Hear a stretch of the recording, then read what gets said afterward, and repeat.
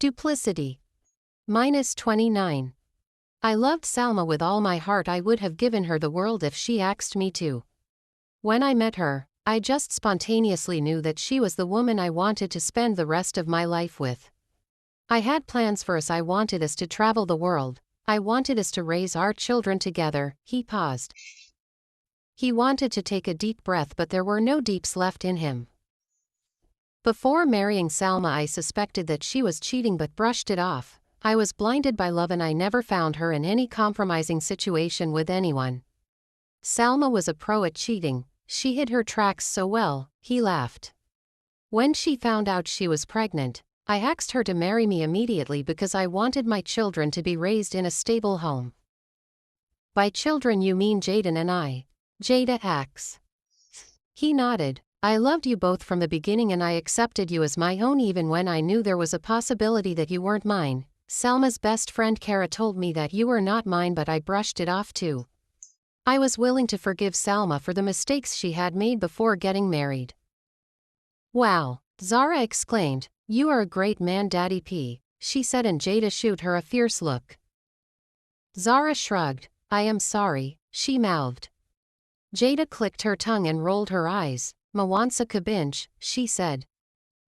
My sister Miracle, may her soul rest in peace. He swallowed hard before continuing. She fell in love with Curtis. He got her pregnant and asked her to marry him. My sister was happy. She loved that idiot, but he was just playing her to get back at Salma. To cut the long story short, Curtis and Salma rekindled their affair. They even had plans of killing me so they could take over my assets, but I beat them to it. Unfortunately, my sister lost her life in the process of their stupid games. Owen looked at Rosaria. She had never told him this side of the story. I killed Curtis and I don't regret it. He messed with my sister. I killed Sheila and Kara because the world is a better place without people like those two. And Salma, I could have killed her if I wanted, but I wanted her to suffer. I think she has suffered enough though. Penjani turned and looked at Moses. I thought what I did to you was a lesson enough, but you came back with a plan to hurt your own children. You are a despicable person, Penjani growled. The thought of Moses being part of the revenge plan against the twins infuriated him. How does your mind work? These children are not even biologically mine. You want to get to me by hurting them. You know I could walk away and leave them in your care. Let's see if you will be half the father I have been to them. Jada opened her mouth to say something, but Penjani shut her up. Don't you dare say I was a bad father, because I will lose it and beat the hell out of you, he yelled. I have my flaws and I know I am not perfect. Call me a murderer and a liar, I will agree, but not a bad father. I was in jail, but I made sure you had the best of everything. You went to the best schools and had everything you wanted. Where did you think the money came from? Jada chose to keep quiet. And this woman you have been insulting, she is not even related to you in any way, but she sacrificed her life for you. She raised you like her own, and without a doubt you grew up in a home full of love. Palisa documented your entire life. She sent me photos and updates. I was away, but I knew everything that went on in your lives. I know your favorite color. I know what makes you happy. I know what you love to eat. I know so much about you and Jaden. I dedicated my life to make you happy, and given another chance, I would still choose you and your brother because I love you. For you and your brother, I am willing to go back to jail.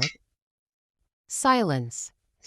Moses, on the other hand, is an excuse of a father. We conducted a DNA test when you were 3 years old and I told him to take you, but he refused. Instead, he wanted me to give him money so I could keep you. Is that true? Jada asked Moses. Embarrassed, Moses looked down.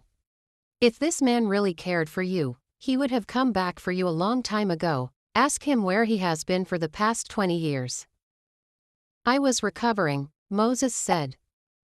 Penjani laughed. That is bullshit, Moses. You and I both know that you don't care about the twins, but that is the least of my problems. They are not mine after all, and you are free to do whatever you want to do with them. Penjani, what are you saying? Palisa hacks. I am done. I am done fighting for everyone else but me. I am old now and I should be living my best life. I worked so hard for everything that I have. It's time I traveled the world and poured some love into myself. I can even adopt a child and leave him or her everything that I own when I die, since Jada and Jaden prefer to be with Moses. You want to abandon us. Jada pointed an accusing finger at him. I am giving you back to him, he is your father. But, Moses said. Les, we need to go now. I think my mission is done, he said. Then he looked at Jada. Let me know when you are ready to see Salma. She is unwell and would like to meet you and Jaden. Okay. And you, he pointed at Rosaria. I hope you make peace with your child and stop coming after me and my family.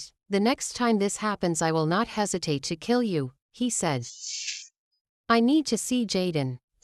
You can go to the hospital, I will tell the security man to let you in. Okay. Les, let's go. Are we leaving her behind? Palesa hacks. I think I will remain behind. I have stuff to ask Moses, Jada said. Okay, Palesa said before she stood up and they walked out. They got into his car and drove home in silence. When they finally arrived home, Penjani told Palesa that he wanted to be left alone. Then he got into his study and locked the door. Ella,